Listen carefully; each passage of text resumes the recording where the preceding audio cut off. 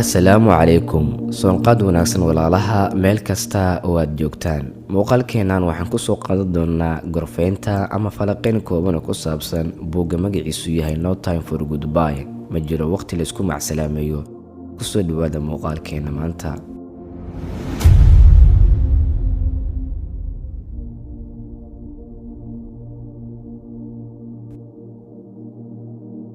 wax aqrintu waxay kobcisaa garaadka qofka, dadkuna waxay ku kala duwan yihiin sida qof kasta wax u aqriyo una dhuuxo. horumar kastoo la gaaro waxaa sal ku ah wax aqrinta, waxaana muhiim ah qof kasta waxa uu aqriyey in uu ka helo nafci isaga anfacaya oo uu kasoo dhex shaqshaqday waxa uu aqriyey.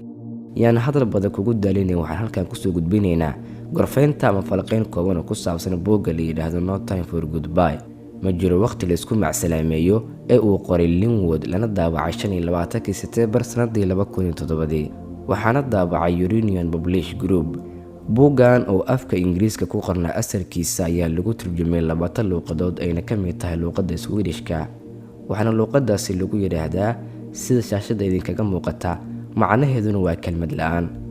waa sheeko fanad mala awaal ah oo qoraagu aad u mubuuniyey si uu xamaasad sare ugu yeelo sheekada. musiibooyin kala duwan haddana kala daran ayaa ka dhaca dunida daafaheeda maalin walba. musiibooyinkaas mid ka mid ah ayaa nasiib dara haleeshay gabadha oo buuggan ku saabsan yahay oo la yidhaahdo Kayntia. yaa daran in aad hurdada marka aad ka toosto aad ka wareeshid in adduunkii ay badad kula nooleen iyo in reerkaagii oo dhan aan la garanayn meelay cirib iyo jaan dhigeen. haddaba buuggu wuxuu ku daafurmayaa Kayntia oo 14 jir ah kana toostay hurda barqadeed, iskuna boobtay dhar una soo carartay xagga iyo jikada kadib markii ay garatay saakay inay iskoolkii ka habsaantay. mise waa jikadii oo aad moodo inay weli cagta soo dhigin cidna, raashin iyo dhaqdhaqaaq kalena warkiisa badaaye. haddaba dhinacaha ayay u oraday qolalka jiifka iyo musqulihii ayay soo egtay. kadib sheekadu waxay isku soo biyo shubatay in aabbaheed, hooyadeed iyo walaalaheedba aan la ogeyn meelay cirib iyo jaan dhigeen, oo midhaa sidii qaaco kale ayay cirka isku shubeen. waxaa Kayntia halkaasi uga bilowday musiibadii ay ka baqeeday in badan. Kayntia waxaa madaxeeda dhex maaxayay su'aalo qof kasta isweydiin lahaa oo ay ka mid ahaayeen: talow miyay nool yihiin reerkaygii? haddayse nool yihiin sabab ayay iga tageen aniga? mise cid baa habeenkii inta hurday nagu soo dheelmatay dishay dhammaatood aniga sii hareer maray? maxaa dhacaya talow? Kayntia oo wari walacba aan u helin waxa dhacaya ayaa go'aansatay 25 sano kadib inay ka qayb gasho barnaamij telefishinka ka baxa oo la isku dayo kiisaskii xawaalmay ee la xalin kari waayay waayadii hore in la iftiimiyo. Kayntia ujeedadeedu kaliya waxay ahayd in kiiskii la xalin kari waayay 12 sano ka hor bulshada la wadaagto, lana kaashato sidii ciddii walaaci war ka haysa waxa ku dhacay qoyskeedii habeenkii ay hurdada dheer ku jirtay.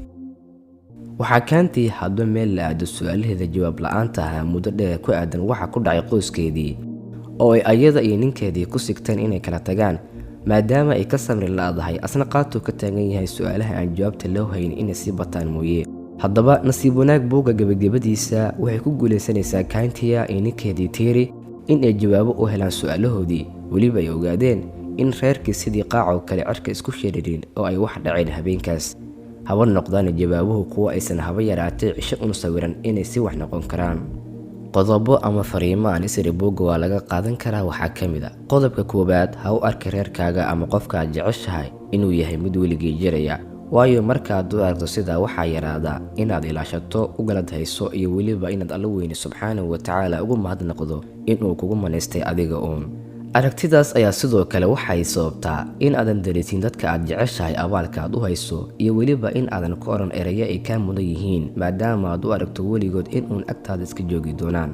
marka ku baraarug waxa aad haysata ee alla adiga ku siiyey inta aadan weyn waa muhiime. qodobka labaad: in markasta hadalkeena ugu fiican aan ku niraahno qoyskeena ama dadka aan jecelnahay, waayo cidna nooma ballanqaadin in aan fursad u heli doono macsalaameyn.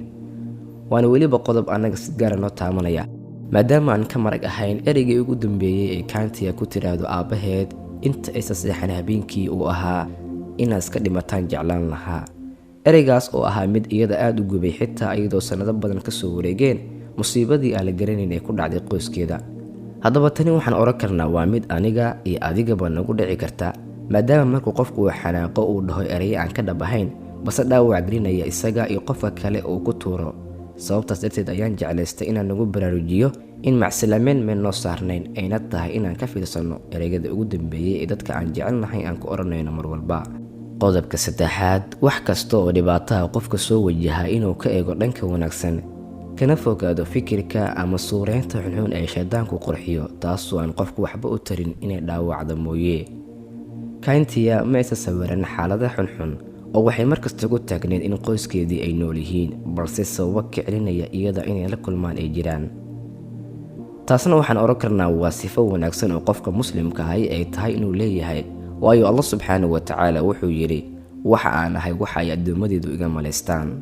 Ugu dambayn, waxaan idin leeyahay ogow haddii aad haysato qoys ama qofku jecel aadna adigu jeceshahay, ogow waxaad la mid tahay qof haysta waxa adduunka ugu qaalisan oo idil, ee si fiican u ilaasho Allah subxaanahu wa tacaala uga mahadnaq. Wassalaamu calaykum waraxmatullaahi wabarakaatuh.